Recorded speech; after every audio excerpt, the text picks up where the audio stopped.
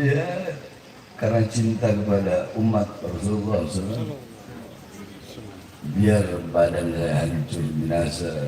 Kadang orang itu disangka kita ini robot. Kalian pikir enak ya jadi seorang Habib Bahar? Nggak enak. Saya dakwah keliling dari ujung ke ujung, dari ujung ke ujung, melewati lautan, melewati sungai, dakwah, sebarkan agama, menerangkan mana halal, mana haram, dengan berbagai cara. Dari saya masih muda, dari saya masih kecil, saya keliling kemana-mana sampai sekarang. Yang bikin enak, nggak enak. Kalian belum pernah merasakan hinanya, pahitnya, susahnya dakwah. Kalian belum pernah merasakan ketika sampai di bandara dihadang dengan pedang, dihadang dengan senjata. Saya sudah makan itu semua. Saya 11 kali masuk penjara. Demi apa? Demi membela kalian sebagai umat Muhammad. Saya tanya, saya berkali-kali masuk penjara, saya penjahat. Saya penjahat. Saya koruptor. Saya jual aset. Saya pengkhianat bangsa. Saya makan uang rakyat. Kenapa? Saya berkali-kali di penjara, bahkan ketika saya dibawa ke Nusa Kambangan,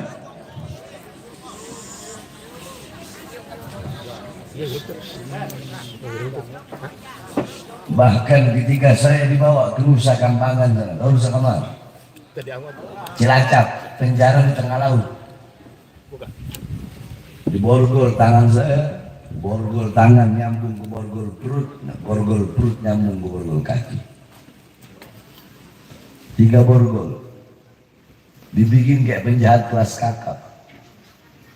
Gara-gara apa?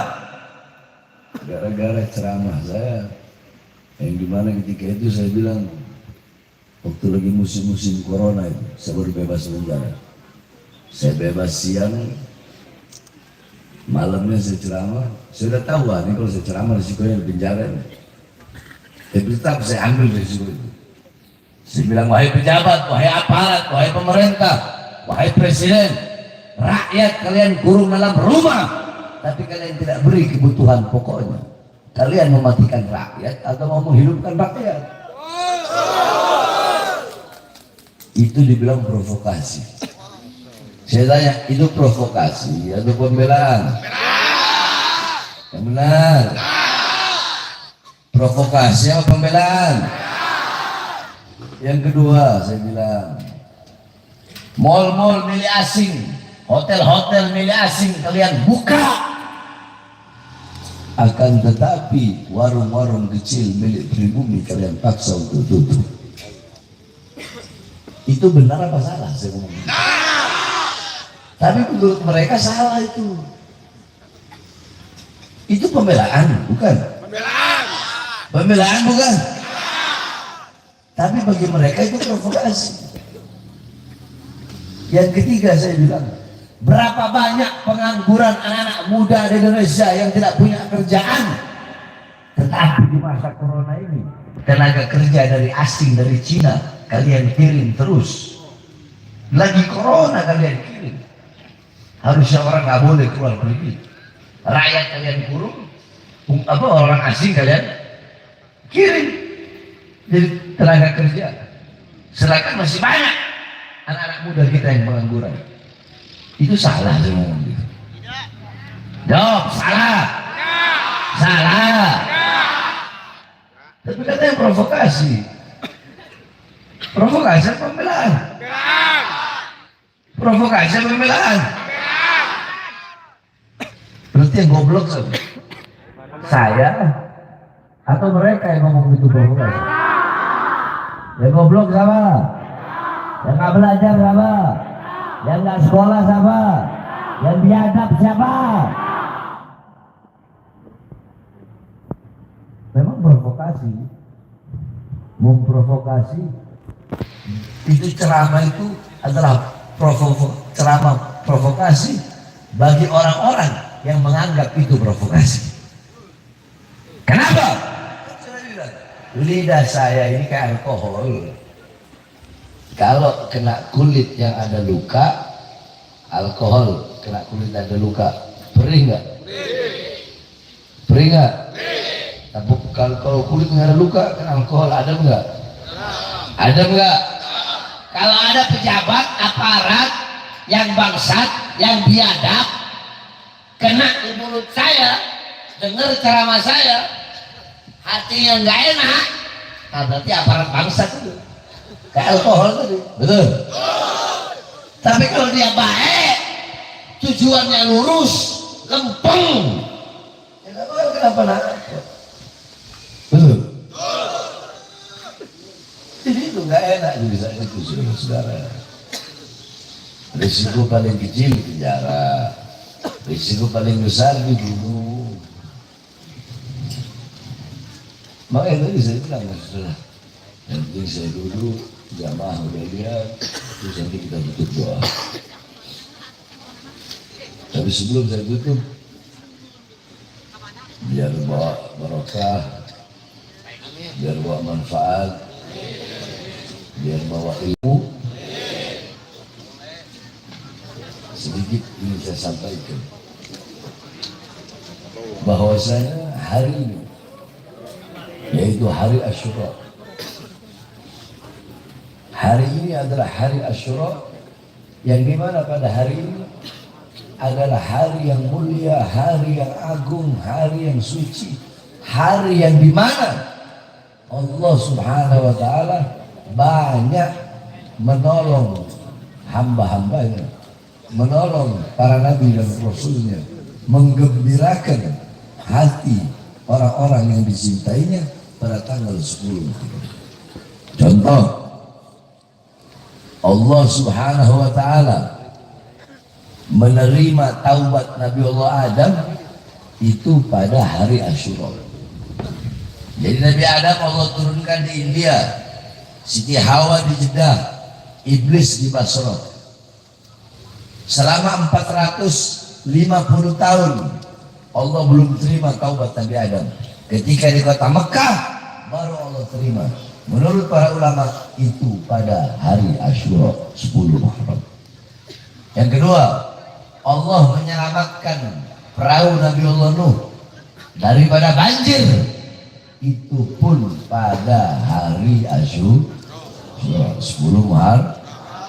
Yang ketiga, Allah Subhanahu wa Ta'ala menyelamatkan Nabi Allah Ibrahim dari api Namrud, itu pada 10 Muharram. Jadi banyak Allah menyelamatkan para nabinya, para rasulnya, itu pada tanggal 10 Muharram. Dan pada tanggal 10 Muharram juga Allah memenangkan Al-Imam Husain ibn Ali ibn Fatimah bint Rasul sallallahu alaihi wasallam. Loh, kok bisa Allah menangkan? Ya, karena pada tanggal 10 Muharram beliau wafat. Kakek kami wafat, kakek kami meninggal dunia, disembelih kepalanya, saudara-saudara. Disembelih tepat pada hari ini 10 Muharram, perang yang bernama Perang Karbala. Perang 71 anggota anak cucu Rasulullah, 71 keluarga Rasulullah melawan puluhan ribu pasukan yang mengaku sebagai umat Rasulullah SAW. Mereka yang mengundang Imam Husain untuk datang, mereka juga yang membunuh Imam Husain. Padahal sudah dijelaskan oleh Anas bin Malik, wahai Husain, jangan kau pergi ke Kufah. Gulubuhum ma'ak, asuyufuhum alaik. Orang-orang Kufah itu hati mereka mencintai kamu, tapi di saat yang sama pedang mereka terhunus untukmu. Jangan kau percaya, karena ayahmu Imam Ali dibunuh oleh mereka orang-orang Kufah. Tetap Imam Husain ingin pergi. Kenapa? Karena beliau sudah tahu bahwasanya beliau pasti terbunuh pada 10 Muharram, dan beliau bilang, aku tidak mau meninggal, aku tidak mau menumpahkan darah di tanah suci kakekku ini, yaitu Madinah.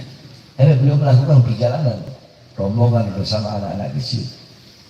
Yazid bin Muawiyah yang ketika menjadi khalifah ketika itu memerintahkan kepada Ubaidillah bin Ziyad sebagai gubernur untuk mencegah pasukan Imam Husain. Imam Husain hanya dengan pasukan 11 yang pakai kuda, yang lain jalan kaki.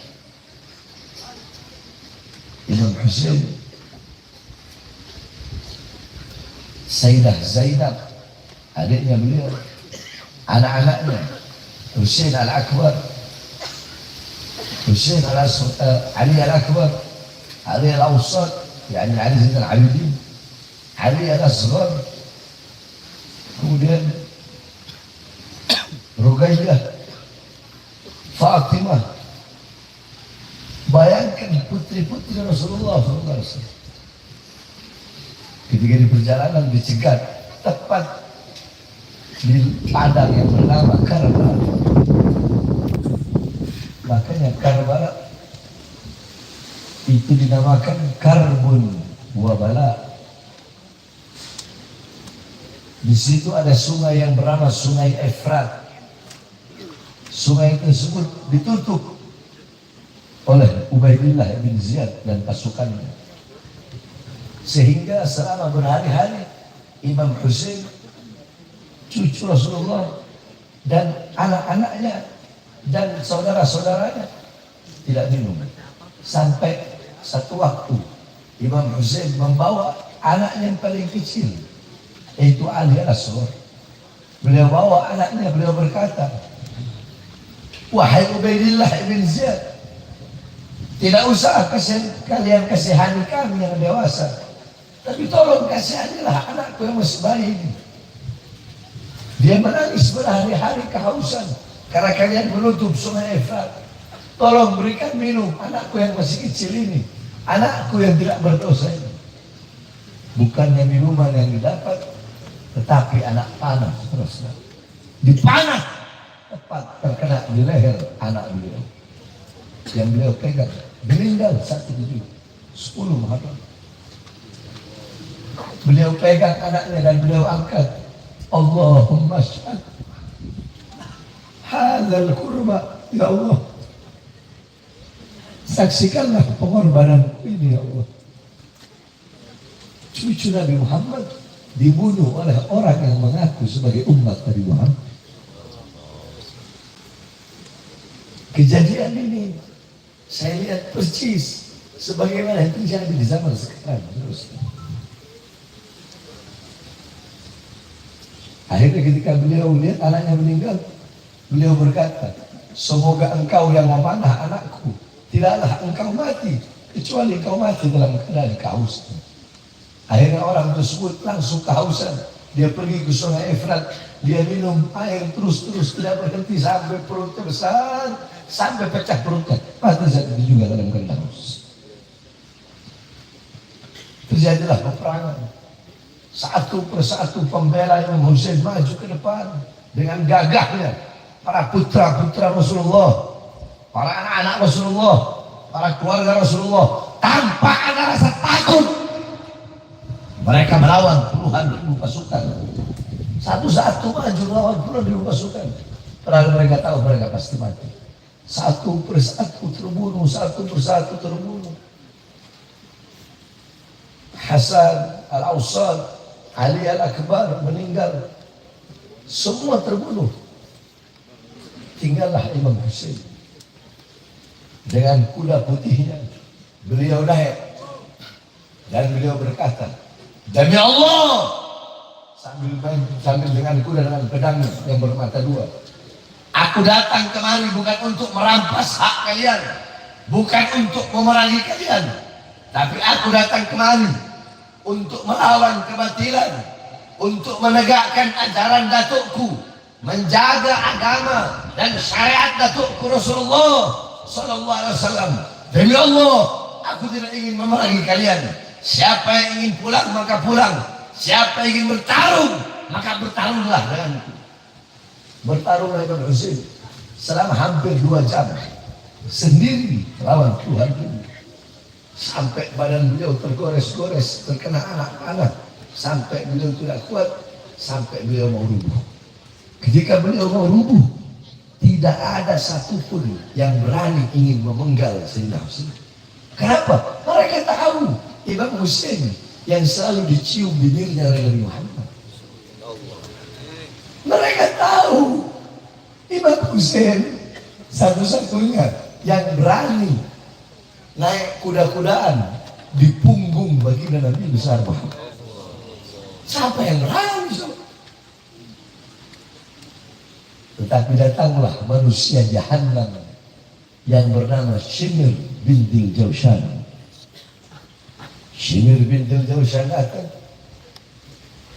Dia duduki dadanya Imam Husain. Apa kata Imam Husain? Imam Husain tertawa sama saya. Ketika Imam Husain tertawa, Shimr berkata, "Kenapa kau tertawa?" Kata Imam Husain, "Memang benar apa yang disampaikan kakekku, bahwasanya aku akan mati, akan terbunuh oleh manusia yang wajahnya lebih buruk daripada Nabi, yaitu engkau, wahai bintil Jawshan." Dipotong lehernya Imam Husain, dipotong sampai putus. Ketika leher suci tersebut putus, taruh di ujung tombak, kemah-kemah dibakar. Putri-putri Rasulullah, cucu-cucu perempuan Rasulullah ditawan.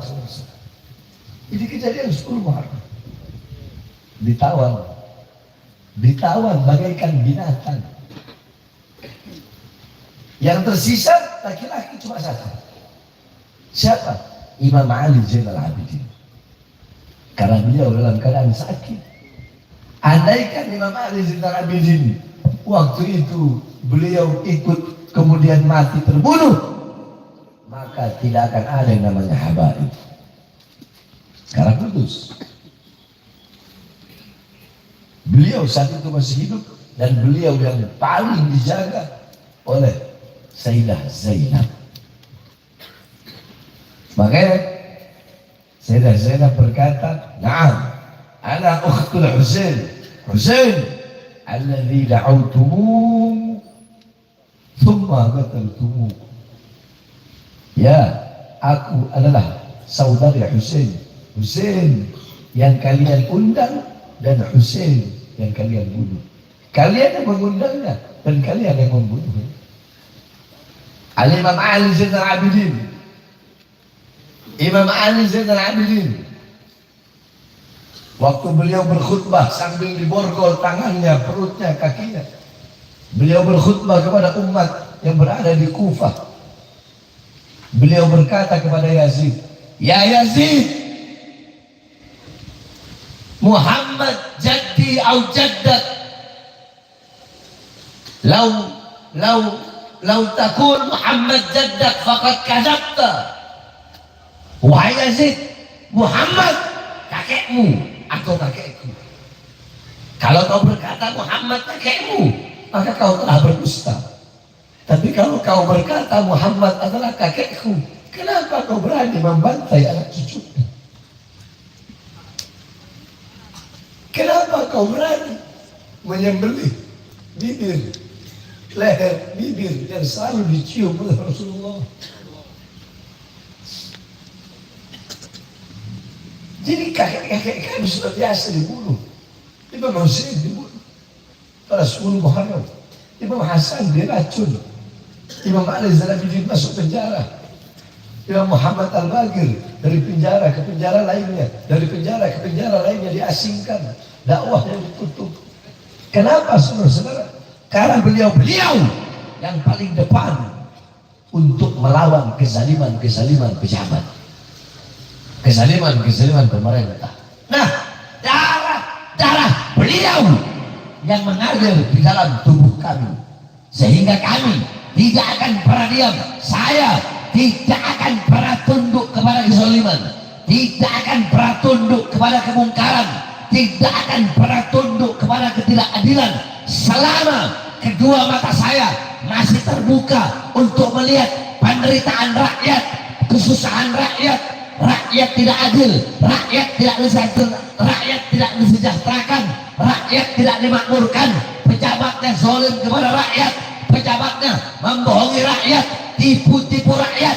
Maka selama itu saya yang akan berada di barisan paling depan membela rakyat, bangsa, negara Indonesia sampai titik darah penghabisan, saudara-saudara. Ngancem-ngancem penjara lagi.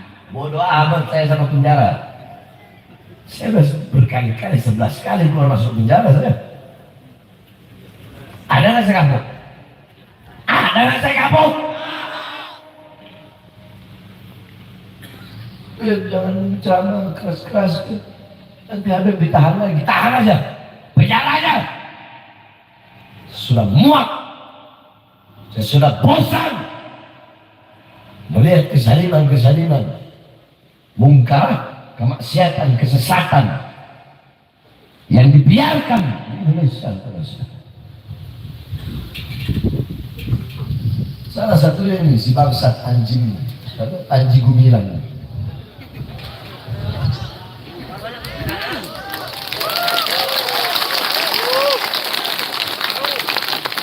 Makanya saya sampaikan kepada para aparat kepolisian, khususnya Bareskrim Polri. Bareskrim Polri, saya Bahar bin Smith, kami umat Islam, ormas-ormas Islam, masjid-masjid, musola-musola, majelis-majelis taklim, kami masih percaya kepada kalian sebagai polisi untuk menangani kasus ini. Makanya kami tidak melakukan pergerakan apapun. Makanya saya tidak memimpin gerakan apapun. Kenapa? Karena saya masih percaya kepada kepolisian. Tapi kepercayaan kami jangan disalahgunakan, gitu. Ini udah berapa minggu? Udah hampir mau sebulan, kok belum ditahan juga? Kok belum ditangkap juga? Jangan sampai ada lobby-lobby politik. Jangan sampai ada lobby-lobby hukum. Saya kemarin datang diperiksa jadi saksi, langsung tersangka, langsung ditahan. Hal itu juga Habib Rizik diperiksa saat itu juga jadi saksi, naik statusnya tersangka, ditahan. Hari itu juga. Ini Panji Gumilang anjing siapa gua ditahan? Siapa? Saya nggak peduli backingnya siapa. Mau backingnya si Panji jenderal ke? Jenderal, presiden, ketua partai, atau jangankan itu negara luar, siapa? Amerika, Rusia, Cina. Saya nggak peduli siapapun backingnya. Jangankan manusia, iblis backingnya saya makan, saudara. Jangan. Kita masih percaya kepada kepolisian, betul? Makanya kita masih kasih udah dari polisi, itu urusannya polisi. Tapi Pak Polisi ingat, Bareskrim ingat, jangan salah gunakan kepercayaan kami, yaitu umat, betul? Betul? Yang lurus lah, yang adil lah. Kagak aja bisa kok ditahan sehari langsung bisa. Ini kenapa? Malah pakai klarifikasi lagi. Nanti klarifikasi habis itu naik statusnya jadi saksi, periksa jadi saksi, nanti pulang lagi. Dari jadi saksi bisa tersangka, bisa enggak. Kalau tersangka juga bisa ditahan, bisa juga penangguhan penahanan. Kan belum tentu, belum pasti, belum jelas, betul. Nah, makanya nggak apa-apa kalau saya nggak apa-apa. Kalian mau main-main, nggak apa-apa, silahkan main-main. Nanti saya ajari bagaimana cara mainnya. Saya kan udah bilang, saya udah sumpah. Di TV One sudah bersumpah. Di depan Menko Polhukam sudah bersumpah. Sampai hampir perang waktu itu. Saya udah panas. Saya bilang, "Hei polisi, siapkan rifle kalian, siapkan senjata kalian. Kami siap masuk ke dalam. Semua yang hadir, siap masuk." Siap, itu saya tahan. Kalau enggak, polisi yang paling cuma berapa puluh orang. Tapi tidak, kami masih ikuti aturan. Tapi kalau aturan yang kalian bikin, aturan itu yang kalian langgar, maka kami pakai aturan kami sendiri. Betul? Betul. Betul. Saya tanya masyarakat Jampang Sorade, muak nggak dengan hal seperti ini? Muak nggak? Muak nggak? Muak nggak? Andaikan Panji Gumilang tidak ditangkap, siap nggak datang ke Indramayu? Siap nggak datang ke Indramayu? Siap nggak datang ke Al-Zaitun? Siap nggak seret Panji Gumilang? Saya bersumpah, kalau kepolisian tidak menyelesaikan, pemerintah tidak menyelesaikan, Panji Gumilang duduk santai-santai, enak-enak, manis-manis, tidak ditahan, tidak ditangkap, tidak dipenjara, saya Pak Habib Smith akan saya ajak seluruh umat Islam Jawa Barat, Banten, Jakarta datang ke Indramayu, akan kami ratakan Al-Zaitun dan kami seret Panji Gumilang. Kita gantung Panji di Monas dan kita lempar pakai batu sampai mati saudara. Kenapa? Yuhilla damu, halal darahnya orang seperti itu. Makanya pemerintah jangan dipikir kita diam. Kami diam tapi kami belum perhatikan. Kami diam tapi kami perhatikan. Jadi itu saja pesan saya. Panji Gumilang nggak ditangkap, kalian tunggu tanggal mainnya. Bahar bin Smith yang atur. Siap duduk komando. Siap duduk komando. Diam-diam aja. Ya, diam-diam. Tahu-tahu dapat komando, kerak, betul. Gak apa-apa, nanti dia saya jadi penjara. Kalian nggak bakal di penjara. Jadi penjara pasti saya nanti. Kenapa? Karena saya provokatornya. Iya, yang di penjara saya nggak masalah, nggak apa-apa. Di penjara, andai kan Panji Gumilangnya mati, saya kena pasal 170 ayat 3. Apal sih itu. 351 ayat 3.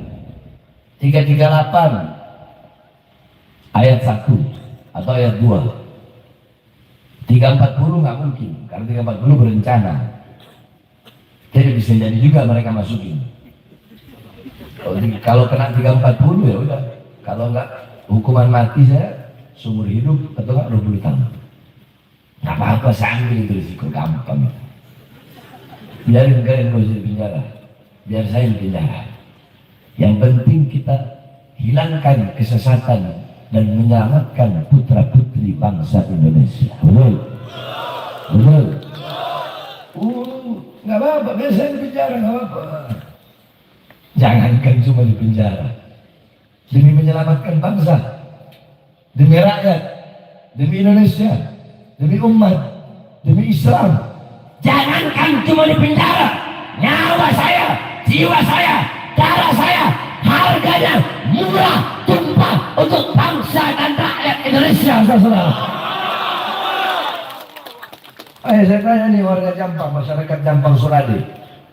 Ini tempat jauh, ini tempat jauh banget. Ciwaru Bib, Ciwaru.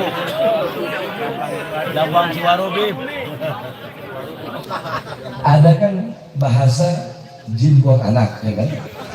Kalau saya bilang enggak, saya bilang ke murid-murid saya begini, ini tempat kalau ada jin mau nikah lagi, terus dia takut sama istri pertama, dia datang di sini. Karena istri pertamanya nggak bakal tahu kalau si jin itu istri kedua. Saking belok-belok dalamnya. Masya Allah, semangatnya luar biasa. Bayangkan jam 4 udah mau setengah 5 ini, masih duduk, masih bertahan, tapi masih kalah. Saya ceramah di Pekojan, satu malam itu saya ada 16 tempat. Satu malam 16 tempat. Yang keburu cuma 13. Terakhir saya ceramah habis subuh di daerah Pekojan. Jadinya sebenarnya belum subuh. Itu bagaimana mereka nunggu dari Ba'da Isya sampai subuh jamaah, habis subuh baru saya ceramah. Ya. Jadi sekali lagi saya mohon maaf. Sebenarnya saya pengen panjang lebar menguraikan tentang Muharram, tentang tahun baru Hijriah. Tapi itu, ya. Jadi nanti hari ini nanti pagi puasa Asyura. Karena tidak ada puasa yang lebih baik setelah puasa Ramadan selain puasa Asyura. Nah terus apalagi yang sunnah? Satu puasa wajib, sunnah yang mendekati wajib. Jangan sampai nggak puasa. Ya puasa ya. Yang kedua pakai celak, tahu celak? Sifat. Kalian yang laki-laki pakai sunnah. Itu sunnah di 10 Muharram. Pakai sifat apa namanya? Sifat ya. Sedo bukan sedo. Celak. Oke, celak kan hukumnya sunnah. Kalian pakai celak itu hukumnya sunnah. Karena Rasulullah wulida makhulan. Rasulullah lahir dalam keadaan bercelak. Maktunan, Rasulullah lahir sudah dalam keadaan dikhitan. Maktu asurro, Rasulullah lahir sudah dalam keadaan terputus tali pusarnya. Jadi yang pertama hari ini yang sunnah apa? Jawab sama-sama apa? Kedua, memakai celak. Memakai. Ketiga, mandi lihatin, saya niat mandi sunnah 10 Muharram. Itu sunnah. 3. Yang keempat, menyambung tali silaturahmi. Datang ke saudara-saudara, ngumpul bareng, hukumnya sunnah. Yang kelima, mendatangi orang soleh. Mendatangi orang soleh sambil membawa sesuatu, nasi apa kek, beras kek, apa kek, datang ke orang soleh, bawa berkah ya, bawa kasih apa?